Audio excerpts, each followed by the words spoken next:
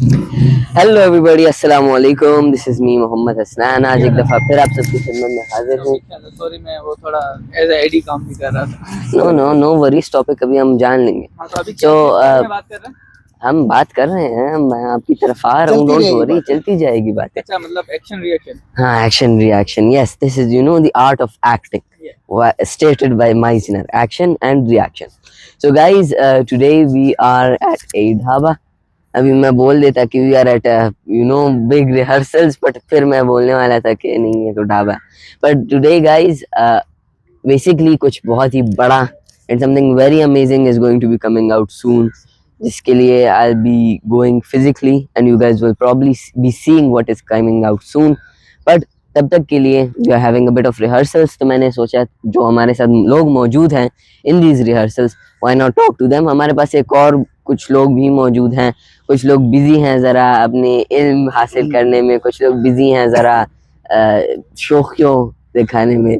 But we have with us mister Aurangzeb, जिनको आपने देखा होगा, ये फ्री होते हैं हर वक्त और ये मेरे साथ अक्सर वीडियोस में आते रहते हैं। ओके, जस्ट जोकिंग, ये he is a really talented actor, he is also my classmate and one of my great friends. वो काफ़ी मुझे अच्छा लगता है इनसे बात करके भी और इनका टाइम लेके भी।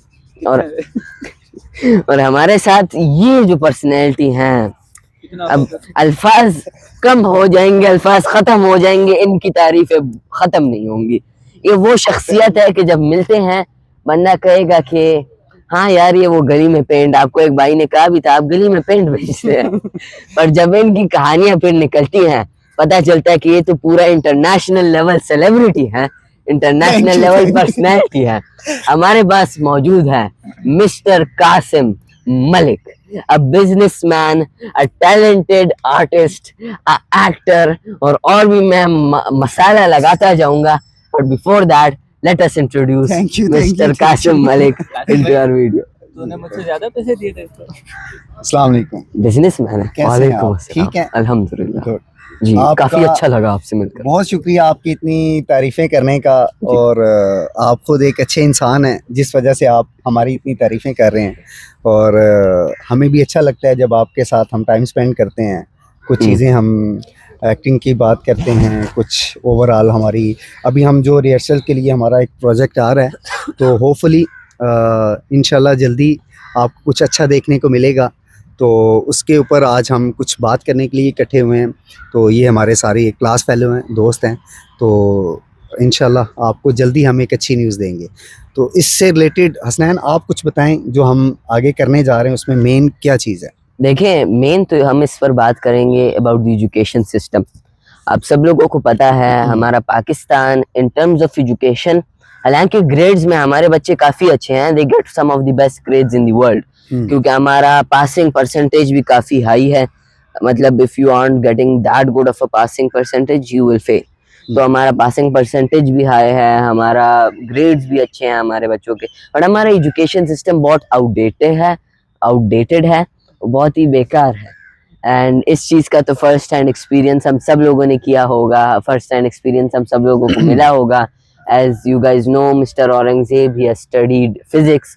मैंने because of this old school education system and old school studying system, मैंने खुद पाकिस्तानी स्टडीज़ को छोड़ के पर्सनली खुद स्टडीज़ करना शुरू कर दी, ताकि मैं इन चीज़ों से, इन झंझटों से निकलूँ।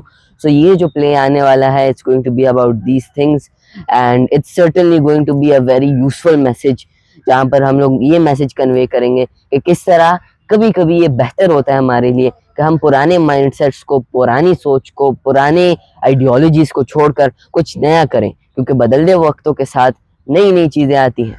और ये तो कासिम भाई, औरंगजेब भाई, we are from 3 different age groups, क्योंकि कासिम भाई he is married, he has kids, जो हमारे पास औरंगजेब भाई हैं, ही इज़ बैचलर। मैं कुछ और बोल देता कि सिंगल है, जिनकी आज तक कोई सिस्टम नहीं बन रहा, बट हम लोग इनको बैचलर कहेंगे, ताकि इज्जत बनी रहे ना। Okay, just kidding, but he is very respectable in my eyes. तो ये बैचलर की कैटेगरी में आते हैं, मैं चाइल्ड की कैटेगरी में।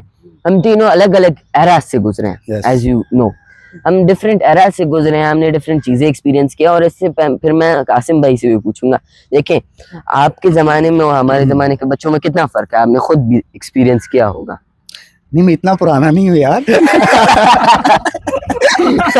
इतना पुराना नहीं अभी, मतलब आप समझ लें कि हमारा जो एक्सपीरियंस हुआ है वो एक थोड़ा सा डिफरेंट। हमने 90s का चंद एक टाइम देखा है, आपने 2000 के बाद वाली लाइफ सारी देखी है। Exactly. तो हम मेरा इसमें समझ लें कि एक एक्सपीरियंस ज़्यादा है कि जो हमने 90s का दौर देखा है उस टाइम की जो एक माहौल था और आज का जो माहौल है वो बहुत डिफरेंट है सारा चीज़ें। Exactly. लेकिन मैंने उस माहौल से लेके इस माहौल के जो भी तब्दीलियाँ आई उसको हमने चीज़ों को नोट किया है।